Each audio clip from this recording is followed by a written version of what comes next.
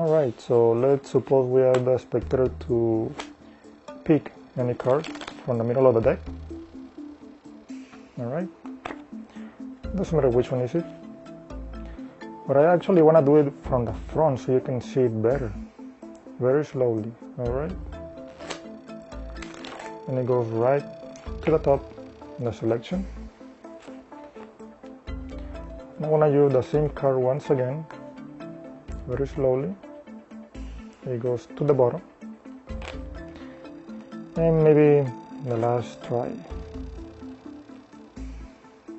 You can see it is right there.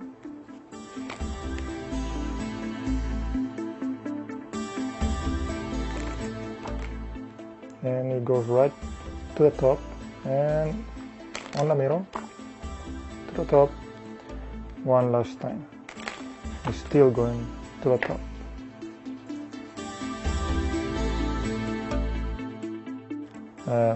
You take the selection face down and put it in the middle, but I'm gonna leave it face up so you can follow it.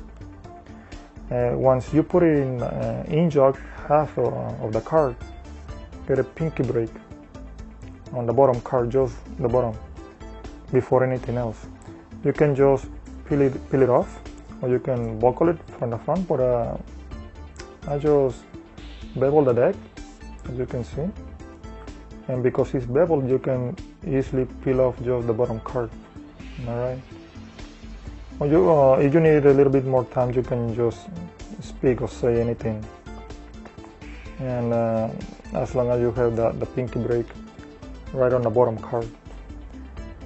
At this point, notice before I push the selection all the way into the deck, I also push downward so I can keep the thumb break and keep pushing the deck forward, so you can in-jog the bottom card by pushing the deck towards the spectator and lift the break from the selection and spin it forward, so the in-jog card can be out-jogged towards the spectator. And actually this is the bottom card. The selection, after you cut it, it should come right to the top. Push it in and the card is already controlled. Let's use the Queen of Spades once again, face down. I already did a pinky break on the bottom card. Notice when I push the selection, I'm also keeping the thumb break right on the selection. So by the time I cut, I spin it, move it to the top, and this is the bottom card, and this is the break I did on the selection. Okay, so once again from the back, so you can see it better. You put the selection, their selection, in the middle of the deck. Okay. Do a pinky break. When you put this card in, push the deck forward, and spin it, and as you can see, this is the bottom card, and the selection goes right to the top. I'm gonna do it face up, but this time controlling the selection to the bottom of the deck. So instead, when I still doing the pinky break before anything else after I in-jog this selection. So I push this selection, but instead of push it downward, I'm gonna pull it up, so I can do the thumb break right under the selection this time instead over. I keep pushing forward and spin it, and the selection is actually at the bottom.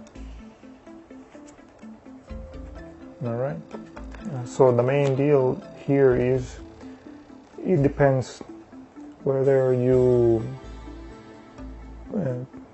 push down or pull up the in-jog card.